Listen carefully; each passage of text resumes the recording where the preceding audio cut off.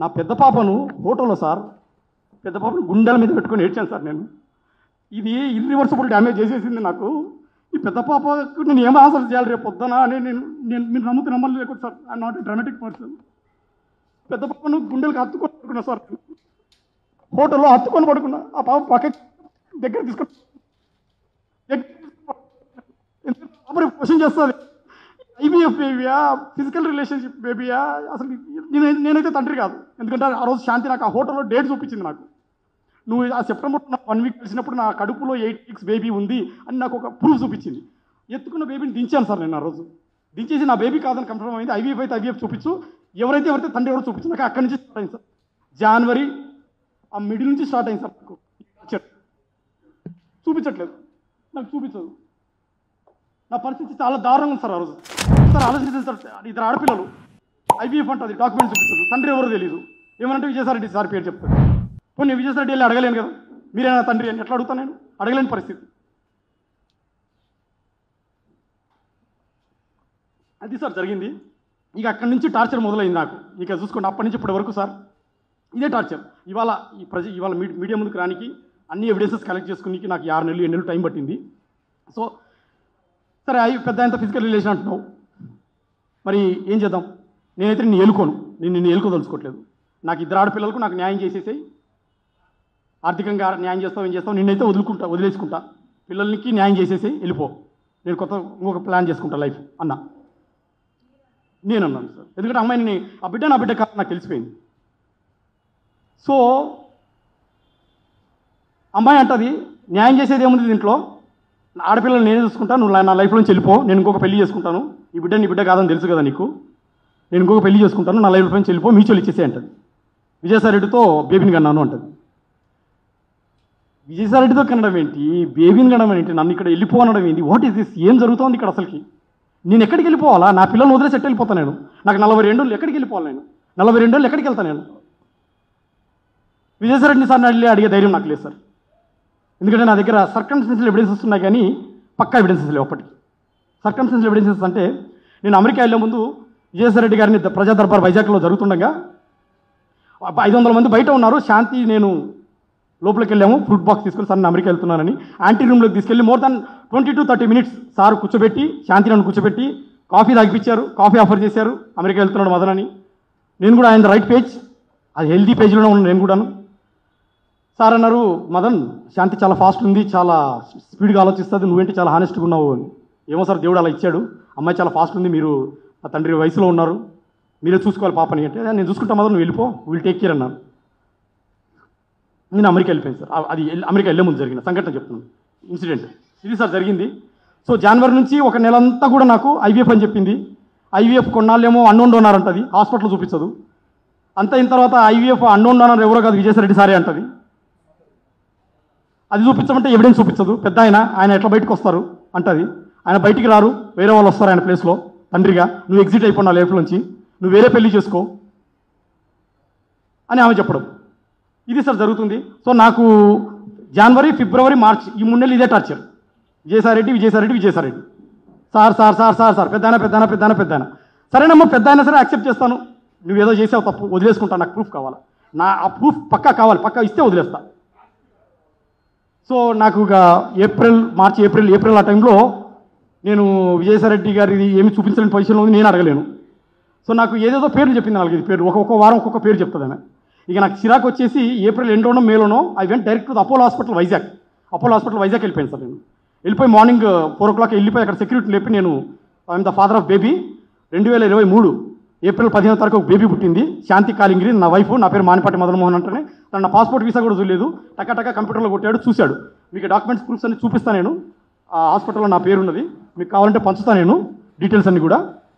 ఇంకా సాయిరెడ్డి సార్ గురించి వస్తే మీకు చెప్పాల్సిన వెరీ ఇంపార్టెంట్, ఆయన ఒక రెస్పెక్టెడ్ పర్సన్. విజయసాయిరెడ్డి సారు నేను ఫస్ట్ టైం విశాఖపట్నంలోనే చూసిన ఆయన్ని. నాకు చిన్నప్పటి నుంచి ఒక సర్పంచ్ కూడా తెలీదు. మా రాయలసీమలో, నేను నంద్యాల, మా రాయలసీమలో ఆడపిల్లలు దేనికి బయటకు పోయి ఊర్లు తిరిగేది, లేకుంటే ఎంఆర్ఓ ఆఫీసులకు తిరిగేది నాకు తెలీదు. నేను ఎన్నడూ ఒక సర్పంచ్ని కూడా చూడలేదు, నేను పుట్టి పెరిగినప్పటి నుంచి. ఒక్కసారిగా ఒక ఎంపీ గారు నాకు పరిచయం అయ్యేసరికి, అబ్బా ఇలా ఉంటుంది, ఉద్యోగము అంటే చాలా చామింగ్గా చేసేదాన్ని, చాలా ఛాలెంజింగ్గా చేశాను నేను. ఫస్ట్ పోస్టింగ్ కదా, ఎగిరి చేసినాం మేము. సో నేను సార్తో ప్రేమ సమాజం అనే ఒక ఇన్స్టిట్యూషన్ ఉంది, అది ఎండోమెంట్ డిపార్ట్మెంట్లో పబ్లికేషన్ అయి ఉంది. సెక్షన్ 6C అంటే ఒక అసిస్టెంట్ కమిషనర్ కంట్రోల్లో ఉన్న ఇన్స్టిట్యూషన్ అది. ఆ సమాజంకి 30 ఎకరాల ల్యాండ్ ఉంది. ఆ ల్యాండ్ అంతా కూడా బీచ్ రోడ్లో ఉంటుంది. అందులో సాయి ప్రియ రిసార్ట్స్ అని ఉంది. ఆ రిసార్ట్స్ వాళ్ళు 30 ఎకరాల భూమిని వాళ్ళొక్కరే ఎంజాయ్ చేస్తూ చాలా తక్కువ అమౌంట్ నాకు గుర్తులేదు, అప్ టు 5 lakhs లోపే ఉంది. చాలా తక్కువ అమౌంట్ని వాళ్ళు పే చేస్తూ ఉన్నారు. అది నా దృష్టికి వచ్చింది సార్ ద్వారా. సరే అనేసి నేను ఇన్స్పెక్షన్కి వెళ్ళినా. అప్పటికే నాకంటే ముందు ఒక 10 మంది ఆఫీసర్స్ చూసింటారు అలాంటి, కానీ ఎవ్వరు ఎవిక్షన్ చేయించలేదు. నేను పోయినాను, సాయి ప్రియ సార్ వాళ్ళతో మాట్లాడాము. సార్ అన్నారు, మేము ఇది వాడుకుంటున్నాం, మిగిలిందంతా కూడా ఖాళీగా ఉందన్నారు. Then I said that sir మీరు అలా ఉన్నప్పుడు మరి మా భూమి మాకు ఇచ్చేయండి, మాకు అప్పచెప్పండి. ఆ ప్రేమ సమాజం వాళ్ళు వేరే వాళ్ళకి అయినా లీజ్కి ఇచ్చుకుంటారు, వాళ్ళు ₹1 బెనిఫిట్ పొందుతారు అన్నారు. మరి మా 2.5 ఎకరాల్లో వాళ్ళు ఆల్రెడీ అప్పటికే 1/4 బిల్డింగ్ వాళ్ళ కళ్యాణ మండపం కట్టుకున్నారు, 3/4 బిల్డింగ్ మన ఎండోమెంట్ డిపార్ట్మెంట్ ల్యాండ్ వాడుతూ ఉన్నారు. సో దట్ ఆ 3/4 బిల్డింగ్కి కూడా నేను చాలా అమౌంట్ నన్నే అడిగారు, ఎంత లీజ్ అమౌంట్ అని. నేను రిజిస్ట్రేషన్ డిపార్ట్మెంట్కి అప్లై చేసి అప్పుడున్న మార్కెట్ వాల్యూ ఎంత ఉందో 22.5 లక్ష అమౌంట్, 5 లక్షల లోపల అమౌంట్ కంటే 22.5 లక్ష అమౌంట్ని ఒక్కసారిగా వాళ్ళకి లీజ్కి పెంచేసి అప్పుడున్న కమిషనర్ గారు అర్జున్ రావు గారు ఇచ్చారు. ఇక్కడ నేను ఎవరి ల్యాండ్ తీసుకొని వచ్చాను? ఎండోమెంట్ భూమిగా తెచ్చాను. ఎవరికి ఇచ్చాను? ప్రేమ సమాజంకేగా తెచ్చాను. ఇది నాకు సార్తో ఉన్న పరిచయం. దాని తర్వాత ప్రతి డిస్ట్రిక్ట్లో కూడా ట్రస్ట్ బోర్డ్స్ ఉంటాయి. ఎండోమెంట్లో ఏమేమి జరుగుతుందో మీకు కూడా తెలియాలి కాబట్టి చెప్తున్నాను. ట్రస్ట్ బోర్డ్స్ కూడా ప్రతి ఒక్క జ్యూరిస్డిక్షన్లో ఎమ్మెల్యేలు కానీ సర్పంచ్లు కానీ లేకుంటే అక్కడ ఉన్న హానరబుల్ రెస్పెక్టెడ్ పీపుల్స్ ఎవరైనా సరే చెప్తే వాళ్ళు ఒక లిస్ట్ ఇస్తారు. ఆ లిస్ట్లో కమిషనర్ అల్టిమేట్ అథారిటీ ఉంటుంది. ఆ అల్టిమేట్ అథారిటీ కోసం సార్ వాళ్ళు కూడా మాకమ్మ ఇవన్నీ కూడా ట్రస్ట్ బోర్డులు ఎన్ని ఉన్నాయో అడిగారు. ఆ విధంగా డిపార్ట్మెంటల్ ఇష్యూసే మాట్లాడినాను సార్తో. నేను ఎక్కడ కూడా నా పర్సనల్ ఇష్యూ ఒక్కటి కూడా చేయించుకోలేదు. ఎవరైనా ఉంటే కూడా అలాంటివి ఉన్నా మీరు నాకు అడగండి, నేను చెప్తాను. ఈ విధంగా పరిచయమైన వ్యక్తి, ఆయన వయసు ఏంది, నా వయసు ఇప్పుడు 35 ఏళ్ళు, ఆయన వయసు 68 ఏళ్ళు. ఎట్లా మాట్లాడతారు మీరు? అంటే ఏ ఆఫీసరు ఏ ఎమ్మెల్యేతో మాట్లాడద్దా? ఏ మినిస్టర్తో మాట్లాడద్దా? ఏ ఆఫీసర్లు మాట్లాడద్దా? ఇప్పుడు నేను మీతో మాట్లాడుతున్నాను, ఇంత మాత్రాన్ని మీకు నాకు ఏమైనా రిలేషన్ ఉన్నట్ట? ఒక ఆడపిల్ల మాట్లాడకూడదా? అంత పెద్ద అయినంత మీరు మాట్లాడేటప్పుడు కనీసం నేను ఇక్కడే ఉన్నానుగా, సస్పెన్షన్ పీరియడ్లో ఊరు దాటకూడదని నాకు ఇచ్చారు ఆర్డరు. ఆ మూమెంట్లో మీరు నన్ను అడిగి ఉండొచ్చుగా, నా నెంబర్ ఎవరి దగ్గర నుంచైనా తీసుకొని ఉండొచ్చు మీరు. సో మీరందరూ రాసినారు, మీరందరూ మీన్స్ ఎవరెవరైతే ఎలిగేషన్ వేసినారో రాసినారు, బాగుంది. ట్విట్టర్ గురించి మీరు కమెంట్ చేశారు. నేను ట్విట్టర్లో పోస్ట్ చేయకూడదా? నాకు right to freedom of speech లేదా? ఆర్టికల్ 14 నాకు అప్లై కాదా?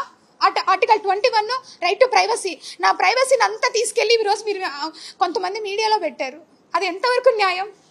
ఏం తప్పు మాట్లాడుతున్నాను నేను ఏమన్నా ప్రొఫెషనల్ ఏమైనా తప్పు చేశానా? నేను నిజంగా ఆంధ్రజ్యోతి పేపర్ రాశారండి, 100 కోట్లు రాశారు ఆంధ్రజ్యోతి పేపర్ నేను సంపాదించిందని. 100 కోట్లు మీరు ఈరోజు రాసినందుకు మదన్ మోహన్ వాణిపాటి నన్ను 75 కోట్లు అడిగాడు. నేను ఏడికెళ్ళి రావాలా? నా ఉద్యోగ కాలం ఎంత? 4 ఏళ్ళు డిపార్ట్మెంట్కి వచ్చి నేను ఎట్లా సంపాదిస్తాను? పోనీ మీరు చెప్పండి ఇక్కడ ఉందనేసి. నేను రెడీ, నేను రిజైన్ చేస్తా, పోనీ నన్ను తీసుకెళ్ళి జైల్లో పెట్టండి. ఏంటిది ఇదంతా? ఉద్యోగం చేయొద్దా? నేను కాదండి, ప్రతి ఒక్క గవర్నమెంట్ ఆఫీసర్ సఫర్ అవుతున్నారు. ఉమెన్ గవర్నమెంట్ ఆఫీసరు, మీకేం తెలుసు ఎన్ని హరాస్మెంట్స్ జరుగుతుంటాయో మాకు. పొద్దున్న లేయాలా, వంట చేసుకోవాలా, పిల్లల్ని చూసుకోవాలా, పరిగెత్తాలా, ఉద్యోగం చేయాలా. నా ర్యాంకు, నాది గస్టెడ్ ఆఫీసర్ ర్యాంకు. బరి తెగించి హద్దులు మీరి ఇష్టానుసారంగా ఆధారాలు లేకుండా నిరాధారమైనటువంటి ఆరోపణలు ఒక ఆదివాసీ స్త్రీతో సంబంధం ఉన్నట్టుగా మీరు చెప్పి ఈరోజు అదే ఆధారాలు మీరు ఎవరెవరికి సబ్మిట్ చేయాల్సి ఉంటుంది అన్నటువంటి విషయాన్ని నేను రాబోయేటటువంటి నా యొక్క ప్రెస్ కాన్ఫరెన్స్లో నేను ఎక్స్ప్లెయిన్ చేస్తాను. ఈ కుట్ర కుతంత్రాల వెనక ఎవరున్నారు అనే విషయాన్ని నేను ప్రశ్నిస్తా ఉన్నా. తప్పకుండా మీ అందరూ కూడా చట్టానికి లోబడి మీ అందరి మీద చర్యలు తీసుకోవడం జరుగుతుంది. ప్రతిపక్షంలో ఉన్నాడు వీడి విజయసాయిరెడ్డి ఏం చేస్తాడు లేనని మీరు తేలిగ్గా తీసుకోవచ్చు. అటు రాజ్యాంగబద్ధంగాను నాకున్నటువంటి ఏ అయితే వసతులు ఉన్నాయో అన్ని వసతులను ఉపయోగించి వీళ్ళందరికీ కూడా బుద్ధి చెప్తాను అన్నటువంటి విషయాన్ని నేను తెలియజేస్తా ఉన్నా. ఇక యూట్యూబ్ ఛానల్స్ కావచ్చు, కొంతమంది సోషల్ మీడియాలో గ్రూప్స్ క్రియేట్ చేశారు. ఆ గ్రూప్స్ కానీ చట్టరీత్యా నేను చర్యలు తీసుకోబోతున్నాను అన్నటువంటి విషయాన్ని నేను మీకు తెలియజేస్తా ఉన్నా. ఆ చర్యలు ఏందనేది కూడా మీకు చెప్పి చేస్తాను. మీకు వెన్నుపోటు పొడిచేటటువంటి ఉద్దేశం నాకు లేదు. మీకు చెప్పి చేస్తాను. తప్పకుండా ప్రివిలేజ్ మోషన్ పార్లమెంటులో మూవ్ చేస్తాను. వీడు చేసినటువంటి అన్యాయానికి, అన్యాయమైనటువంటి నిరాధారమైనటువంటి ఆరోపణలకి 2 ఎడిటర్స్ గిల్డ్ ఆఫ్ ఇండియాకి కంప్లైంట్ చేస్తా. 3 ప్రెస్ కౌన్సిల్ ఆఫ్ ఇండియాకి కంప్లైంట్ చేస్తా. నేషనల్ ఉమెన్ కమిషన్కి కంప్లైంట్ చేయిస్తా. నేషనల్ ట్రైబల్ కమిషన్కి కంప్లైంట్ చేయిస్తా. నేషనల్ హ్యూమన్ రైట్స్ కమిషన్కి కంప్లైంట్ చేయిస్తా.